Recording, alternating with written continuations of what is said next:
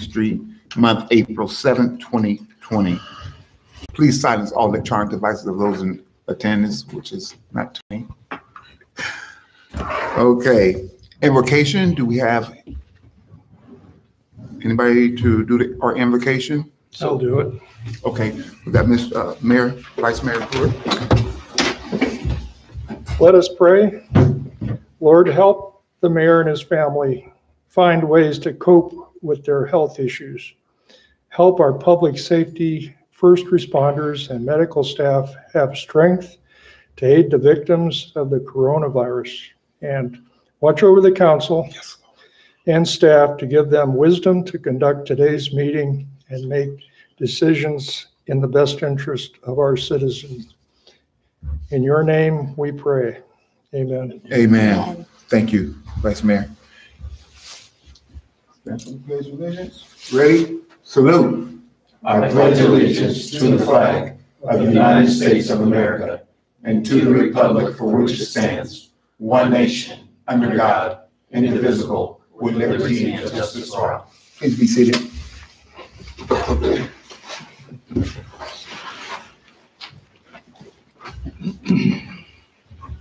Roll call, Mr. Lyons? Here. I think The clerk. My will do it, bad. yeah. I'm sorry. I'm on the road. Councilmember Lyons, Here. Councilmember Scaldi, Present. Mayor Pro Tem Plord, Present. Mayor Neal. Here. Thank you.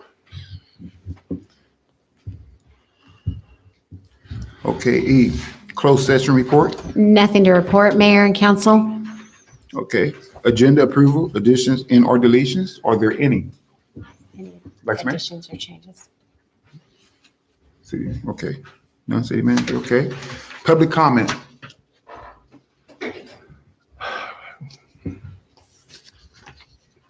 Good evening, Mayor and Council. I received 2 public comments to be read into the record today.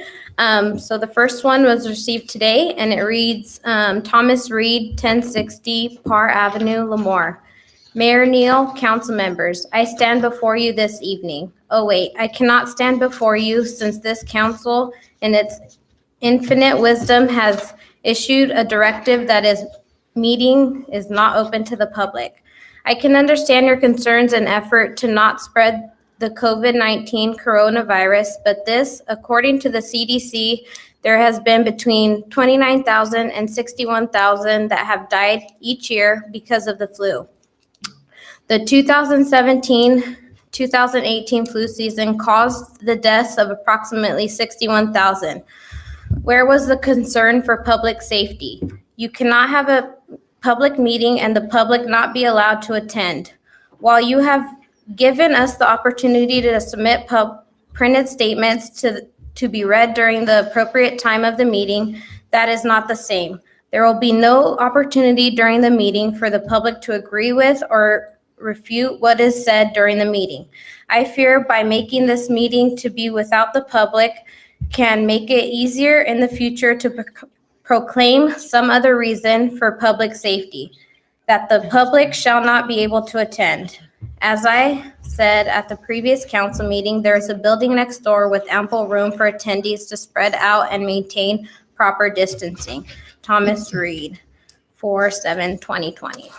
So the city manager has asked that I make just a brief comment regarding that comment read into the record, and that is the Brown Act requirements have been relaxed by the governor of the state of California, and so the way that you're conducting the meeting is proper pursuant to that order. Thank you.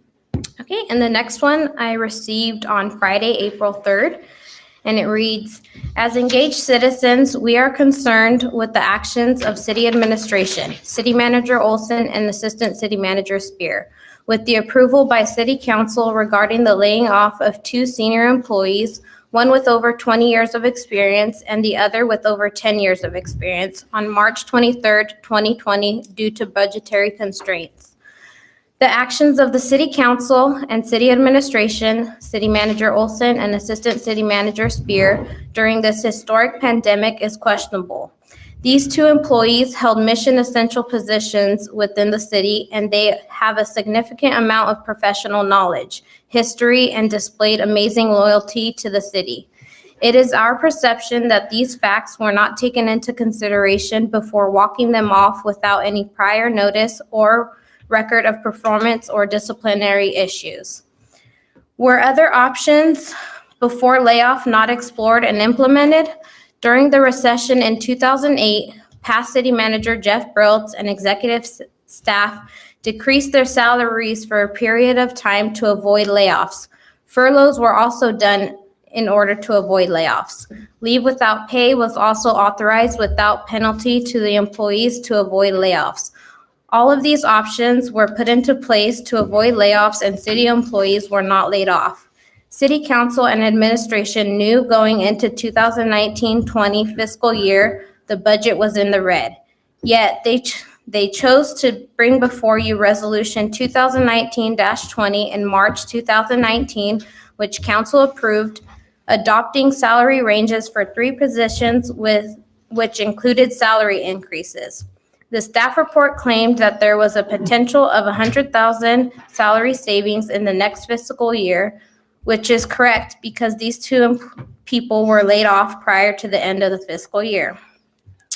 Administration also brought before you Resolution 2019-52 in December 2019, which council approved, approving the reorganization of the Lemoore Police Department.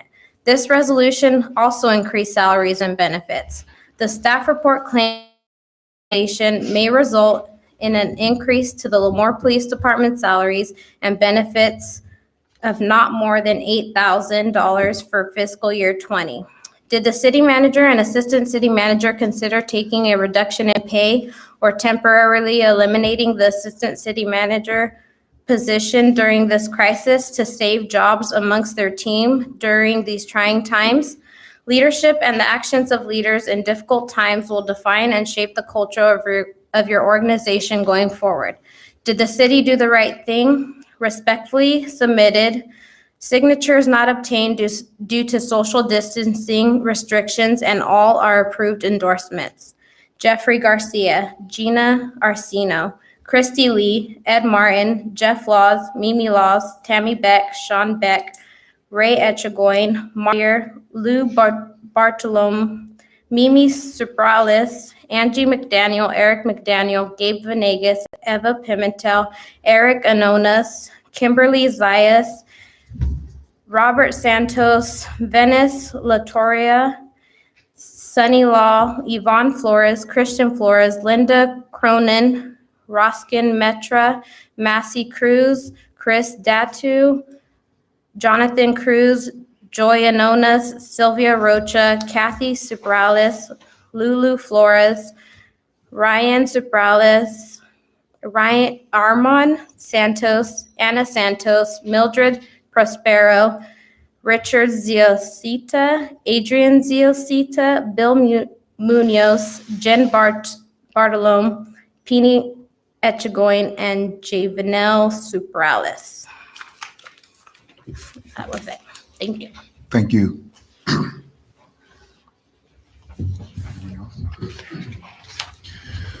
Okay, moving on to ceremony and presentations. There's none. Department City Manager report. Good evening, Mayor and council members. We have multiple report out tonight, starting with Frank Rivera.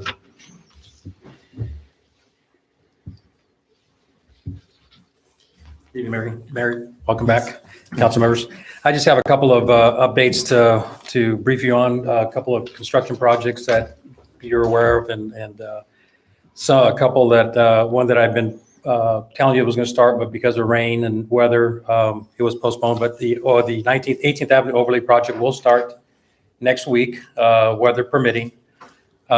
Should be done within about a week's time with all the grinding and overlay, and then follow up with striping and traffic loops. So it's probably 1 week of paving, by another 2 weeks of just striping and just finishing up the project.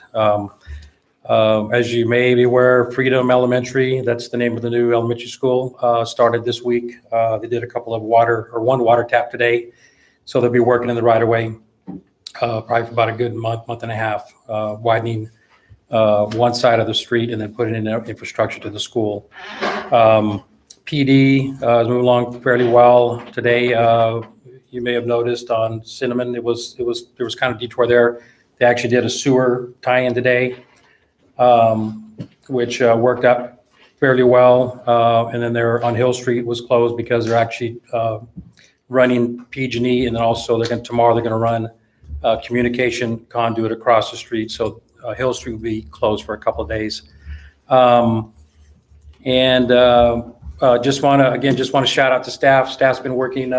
Everybody's been working through this coronavirus. Refuse, water, sewer. Bill inspectors are doing inspections, coming in every day, doing inspections and checking plans, which whatever is coming our way, we're dealing with that. Staff at home is doing an excellent job keeping project schedules moving forward, answering calls, concerns of citizens. So I think it's been working fairly well under the conditions that we're currently in. That's it. Okay. Thank you, sir. Thank you, Frank. Next up, Chief Kendall.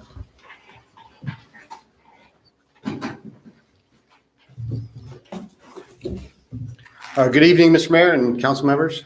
I just want to provide you guys with an update coming out of the California Courts Judicial Council. Yesterday, they adopted new emergency rules as a result of their response to COVID-19. I won't go into each newly adopted rule, but there is one of particular noteworthiness, rule number 4, that you should be aware of. Effective today, the Kings County Sheriff's Department and booking staff will follow the new rules, which sets bail for all misdemeanors and lower level felonies at $0. To put that into some type of context, if you were to get your car stolen and we catch somebody for that, they're not going to be booked into jail. We're going to have to start citing them out. They made some exceptions to these rules.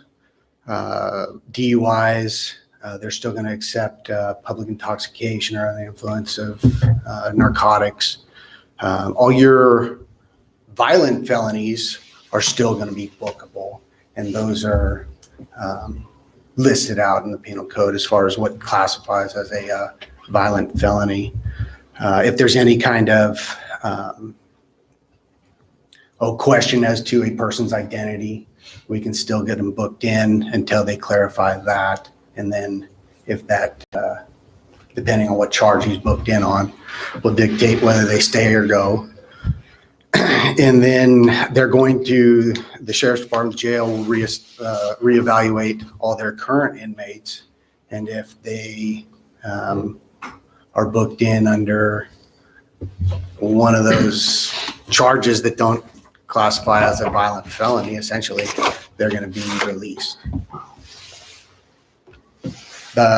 Just so you know, this rule will remain in effect for 90 days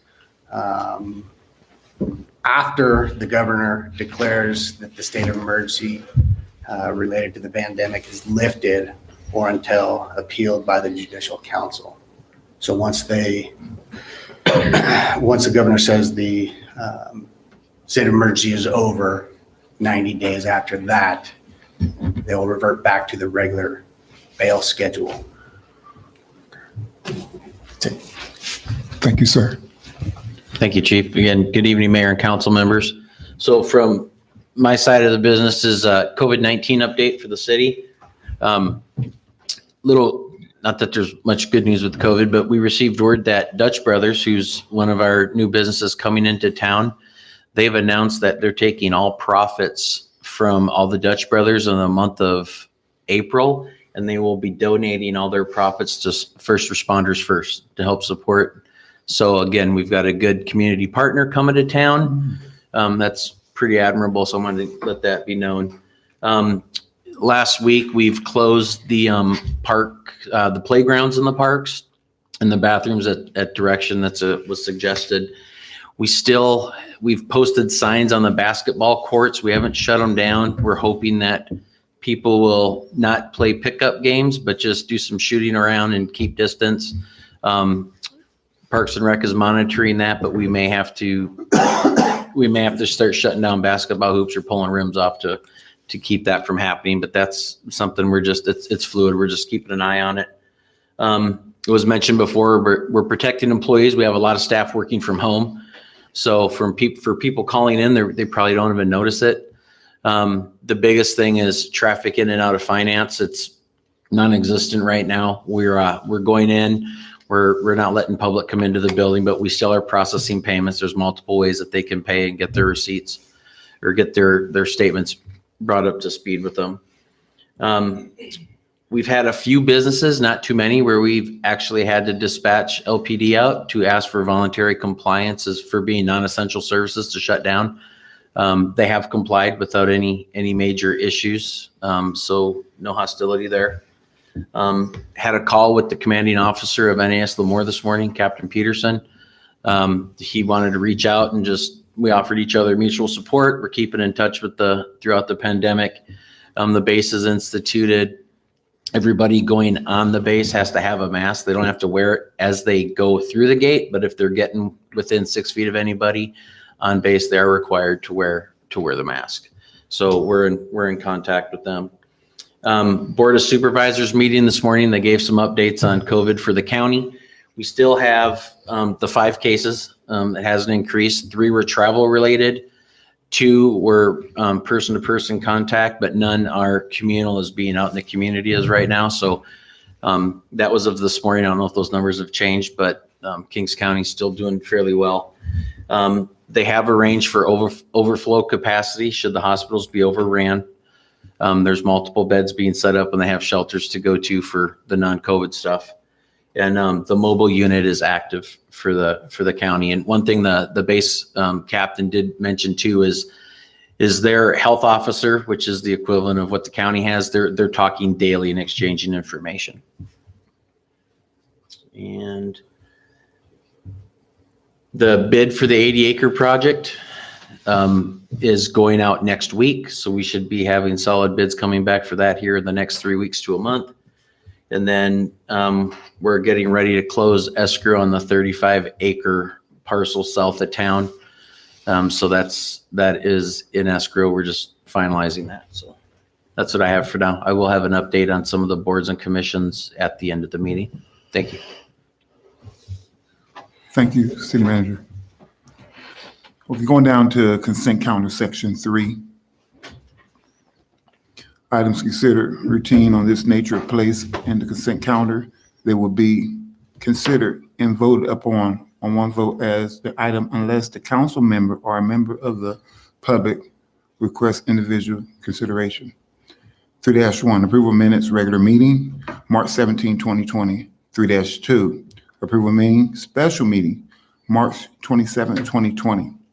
3-3, approval second reading, ordinance 2020/03, amending of resolutions, section 10 to title 7, chapter 7, article 8 of the Lemoore Municipal Code, water service rate and charges related to the water service rates,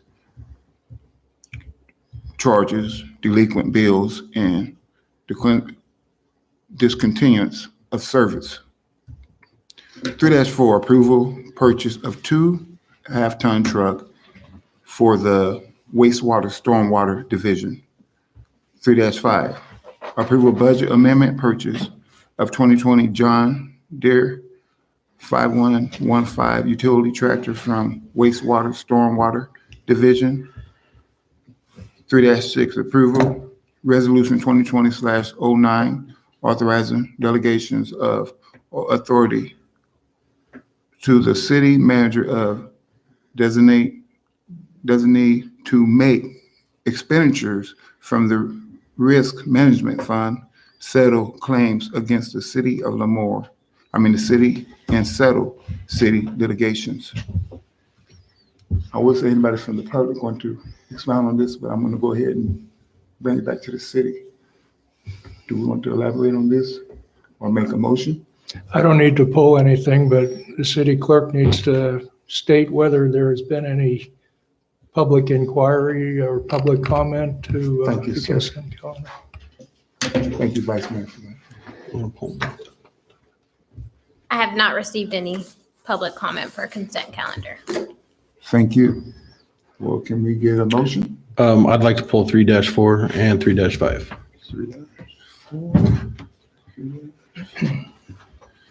Okay, 3-4, 3-5 will be pulled. Could I get a motion besides them?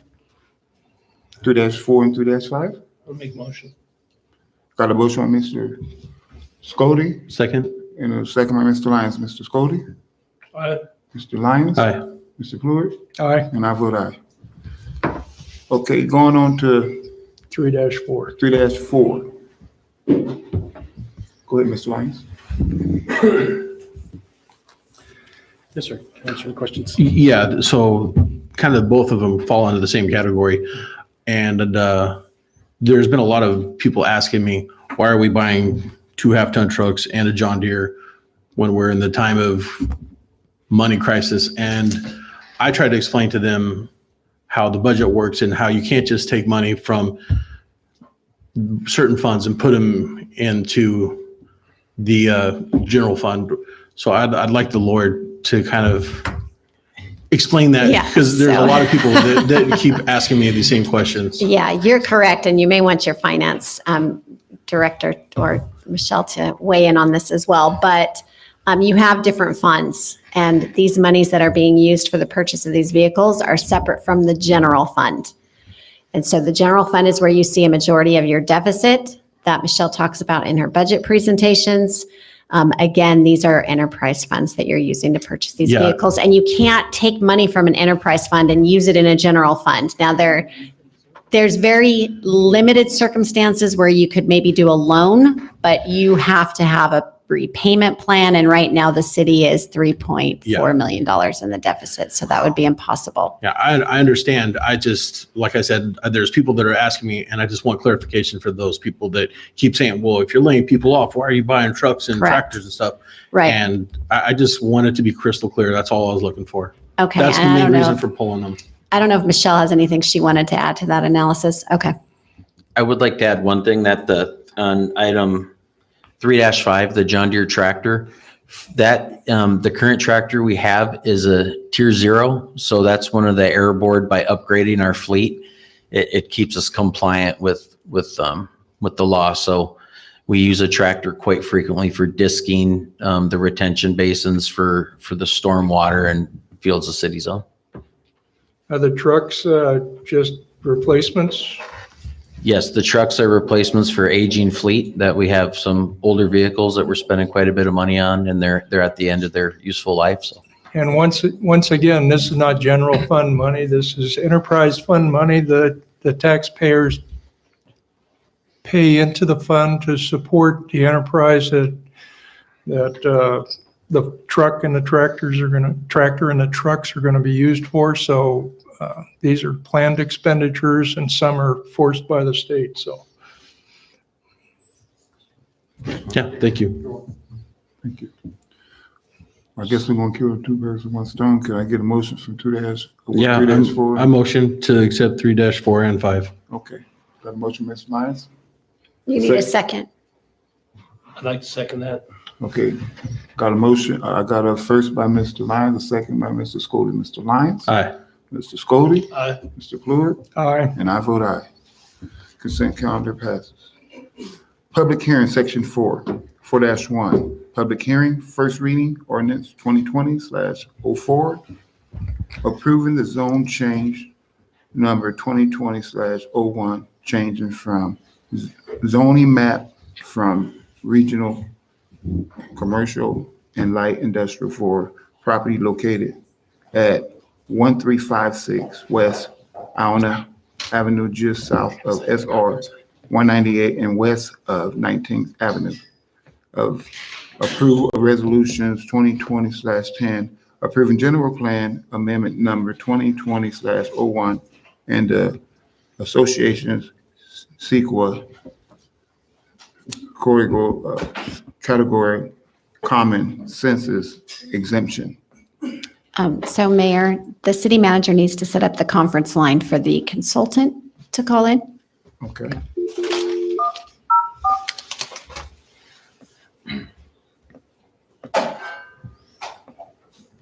Please enter your password followed by the pound key.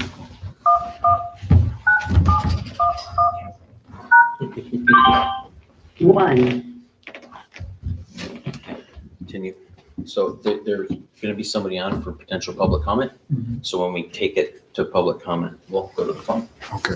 And I'll walk you through it, Mayor. We'll Thank need you. to open the public hearing at that point. Okay, good evening, Mr. Mayor and council members. This item is brought to you on a request by McCann and Sons Hay Service. They own the property at 1356 West Iona Avenue. It's out in the industrial park near the corner of 19th Avenue and Iona Avenue. It is right along Highway 198, just south of it. As Mr. Mayor indicated when he read the item number, the item name, this is a first reading only. There will be a second meeting at the next council meeting to approve the ordinance that will eventually approve zoning change and a general plan amendment. And there's also a resolution that goes along with this. So what this is, the request asks to change the current zoning and general land use designation. Currently, it is zoned and general, and the land use is regional commercial. He's asking to change it to light industrial. And it makes a lot of sense if you look at the current, Marissa, can I get the map up on the screen, please? So can we ask whoever's on the phone if they could mute their phone until we open it for public hearing?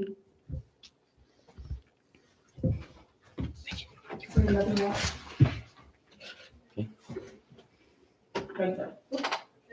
Okay, so you can see here that this is what it's currently zoned right here. You have, this is McCann and Sons. It's regional commercial in red. And there's another parcel to the west of it that is kind of a boot-shaped parcel. It's red and gray. So it has two zonings right now, two zones and two general plan land use designations, light industrial and regional commercial. So when McCann's came forward, I'll get back to the speaker. When the McCanns came forward and asked for the zone change, we also said, you know what, we probably need to go ahead and ask the Bennett's who own the parcel next door if they want to change also, because if we change the one, then we'd have just that little spot of red with the regional commercial, and that would be spot zoning. So I reached out to Mr. Tyler Bennett. He agreed that he would like to also change his parcel to be all gray, which is light industrial. That brings us to what the current map, after the change would look like. Everything west of Motel 6 then would be light industrial. Some people might say that this area is a good location for commercial because it's right along the highway. And that used to be true. And we really tried hard to recruit commercial businesses there. And you can remember that Bob Williams Chevrolet was there, Valley Cyclone Marine was there. It was great. But ever since they put in 19th Avenue interchange, the way there's some concrete barriers, and the interchange is very large and tall, and it really reduces the visibility there. So to change it to light industrial now makes a lot of sense because that is our industrial park. So this item being a zone change and general plan amendment, it first went to the Planning Commission, and they met on March 9th, and they are recommending approval of the zone change and general plan amendment. With this item, we also look at the environmental impacts. And so for CEQA's concern, or to be in line with CEQA, we looked at it. There's an existing facility there. They haven't requested any change yet. So the 15301 Class 1 existing facilities exemption, that pertains to this project. And then also 15061B3, which is the common sense exemption. It used to be called the general rule exemption. So that one also applies. So we've covered that. So with all that, in the proposed motion is for the first reading only, to approve the introduction and first reading of ordinance 2020-04, approve the zone change, approving the zone change at the next meeting, and approving the resolution and approving the general plan amendment, all to happen at the next meeting. This would be to approve the introduction and hold the first reading, which is a public hearing. So I recommend opening the public hearing. First, if you have any questions for me, I'd be happy to answer those. Okay, so you'd open the public hearing, Mayor. Okay, I'm gonna go ahead and open it to the public. And then, Mayor, you have, I believe, one or two people on the line, so now this would be their time to address the council. Okay, Good evening, this is Zach Trevon. Please let me know when you're ready for my comments. ready. Thank you, Mayor Neal and members of the council. Good evening and thank you for the opportunity to be heard. Mm-hmm. My name is Zach Trevon and I'm speaking on behalf of the McCann family and their proposed zone change application. We're pleased to present to you this evening with both recommendation of staff as well as unanimous recommendation of approval from the Planning Commission. I'd also like to take the opportunity to thank city staff for their courtesy and diligence in bringing this request forward, especially in light of recent exigent and challenging circumstances through which we must persevere. And I'd also take the opportunity to thank you all, council members and mayor, for your dedication to public service at this time. As indicated in our application, the relevant area consists of several light industrial zone parcels, and in our view, the subject property, as well as the interests of the city, would be far better served by uses which can be undertaken under the proposed light industrial zoning. This proposed change would be consistent with the city's general plan, the municipal code, as well as its zoning ordinance. And potential industrial uses being considered would not disturb or disrupt the general character of the surrounding community, nor city at large. We're working closely with the prospective buyer of the property who is intent upon developing the facility in collaboration with qualified prospective tenants with whom plan development is already being coordinated. The existing facility structure is also more suitable for industrial uses than commercial, is compatible with the character of buildings on adjacent and nearby parcels, and is engineered in such a way that will allow interior improvements to be made in an efficient and cost-effective manner. Moreover, at over 4 acres, there is ample room for expansion of facilities and a greater productive activity on the property itself. Ultimately, this zone change will allow future business operators to put the property to its best and highest use, and thereby generate a significant volume of revenue for the city. Participants in this collaboration include professionals from the agricultural industry, building trades, as well as former public safety officials. Although tentative, improvements to the site will include perimeter fencing, as well as security infrastructure and personnel that will provide an added benefit for neighboring businesses and their constituents. We're extremely excited for the opportunity to do business in the city of Lemoore and would ask that you please adopt the Planning Commission's recommendation for the vote to approve the requested change in zoning. I thank you for your time, and I'd be happy to answer any questions you may have. Thank you, sir. I think you may Thank you. have one other person on there. I have another person online. Go ahead, state your name. Do I have anybody else online? Okay, Okay, guess that's it. you'd close the public hearing, I'm gonna go ahead and close the public hearing. and you can hang it up. I have no objections. It makes common sense to me. If it's not going to be used commercially, we might just well use it industrially. And that's basically what we're doing with the change. So, Absolutely. and I'd like to make a motion. Got a motion by Mr. Pleward?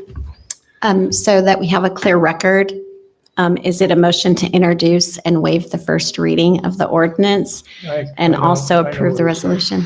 Okay. Second.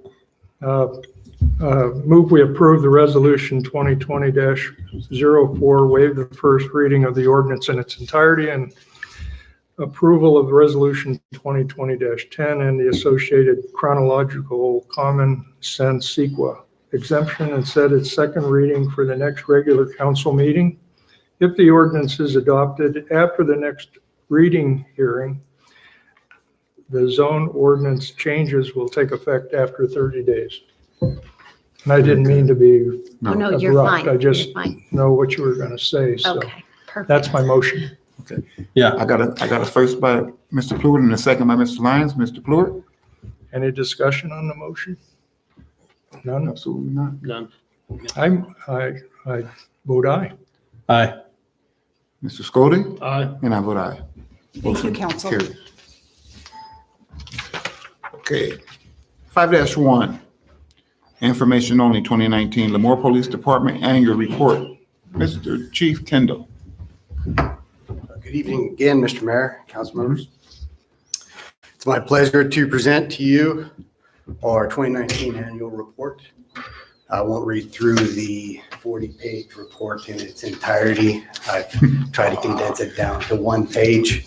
Could you get closer to the microphone? I haven't- Absolutely. I apologize. I'm going to throw a lot of numbers at you. That's a lot better. If you want to That's a stop lot me, better. feel free to do so. Starting with the patrol division, traffic enforcement saw a decrease from 2,000 plus citations we issued in 2018. In 2019, officers issued a little over 1,500 traffic citations. We also implemented a warning citation program, allowing officers discretion as to whether or not to issue a formal traffic citation or just a written warning. With that being said, our overall traffic collisions continued to decrease over the past 5 years. In 2019, we had a total of 167 collisions. We also had 167 DUI arrests, and that's 2 more than last year. Calls for service went up by 6.5. Initiated over 50,000 calls for service.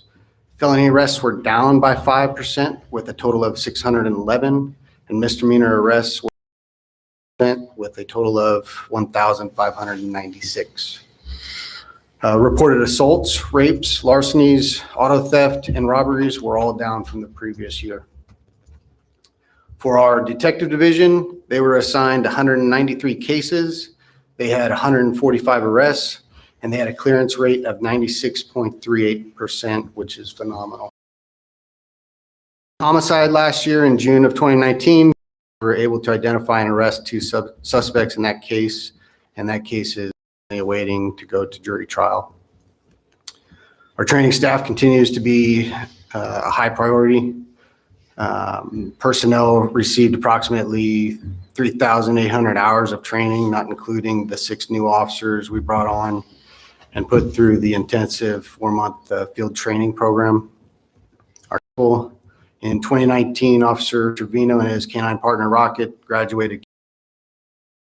And Trevino logged a total of 495 and had 140 to lose. Our police activities through the nonprofit, they were able to in the after-school program, tutoring participants with their homework, help sure the kids stay in school and graduate. Our VIPs help out tremendously in the after-school portion of the program, and we have a great donated over 6,000 hours of service to our department and to the community. Since its inception in 1997, they have logged over 103,000 hours.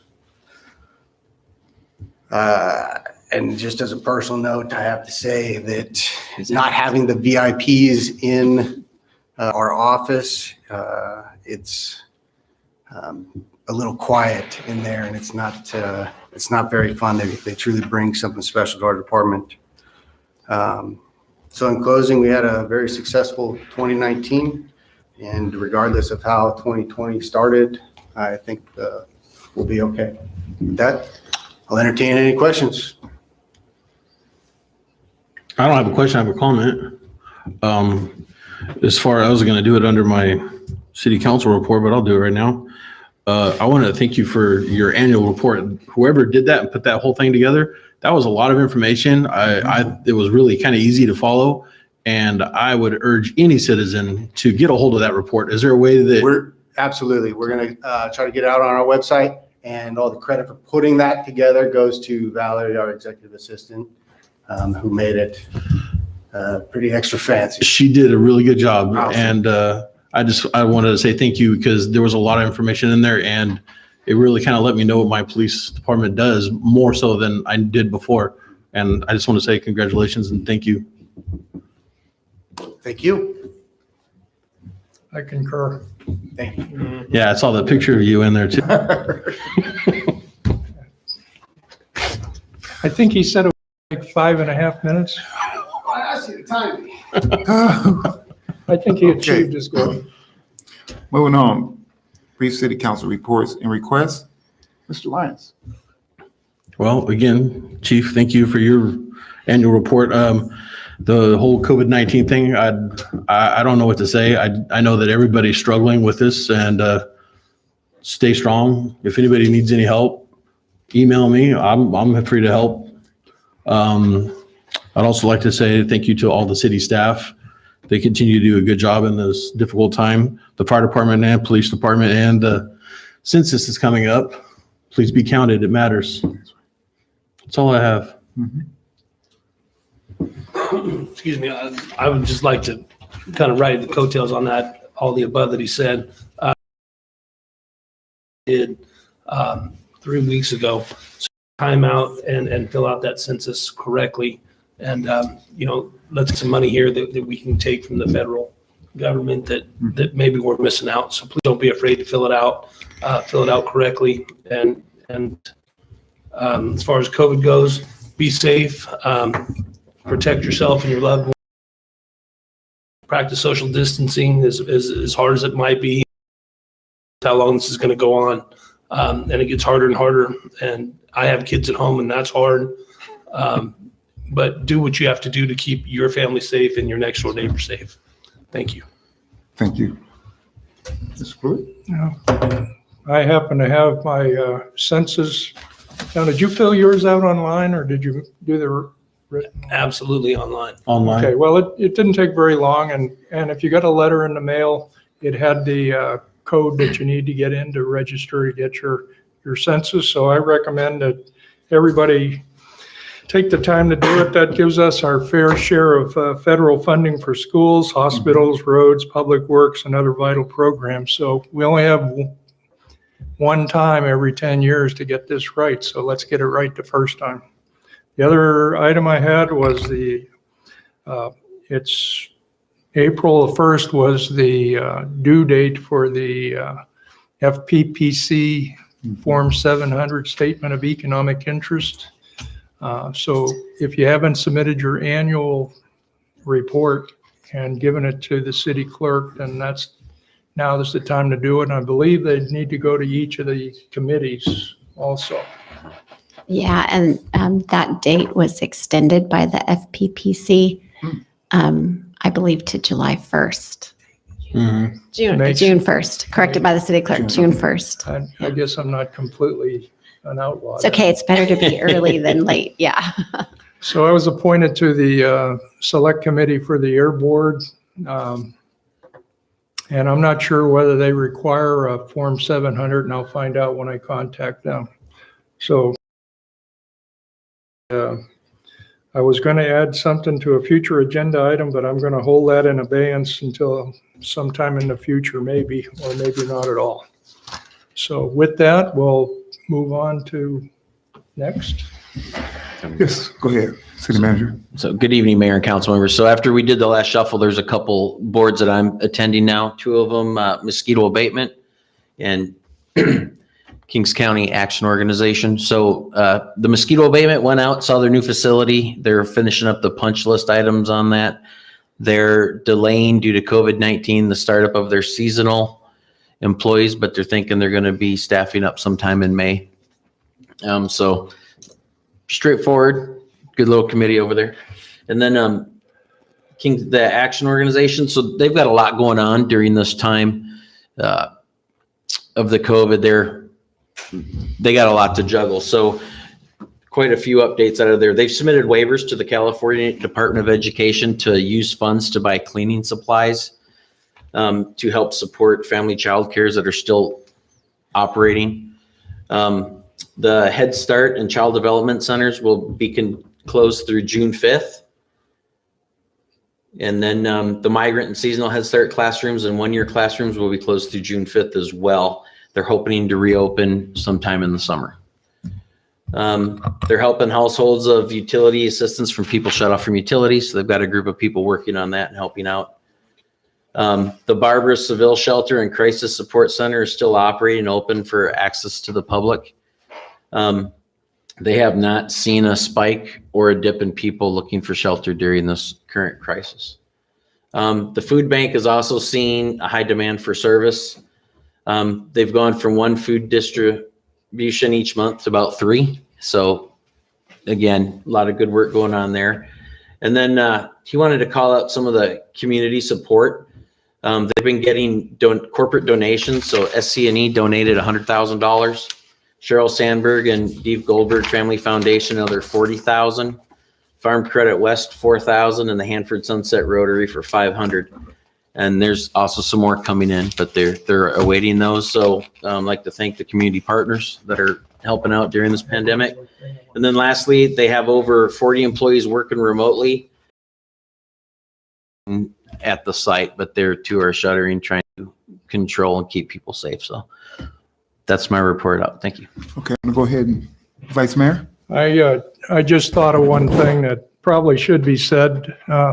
There was a comment about, keeping these meetings away from the public, and it has to do with public safety. We're not the only city council that is not allowing the public to attend. It's abundance of safety, We're doing it for the abundance of safety. Well, it is the abundance of safety. So if we did have it and one person got it and spread it to everybody else in the chamber, now we'd be responsible for it. And you would have to, you'd be criticizing us because we had an open meeting. So we're doing it for the safety of the public. So that's all I have to add. Thank you. I said, I will piggyback off you. I heard it through Ms. Scully. Heard it through all you guys. Let's be safe, follow the laws of the land. This is what we're going through a crisis right now. Stay encouraged, stay away from each other. Far as distance,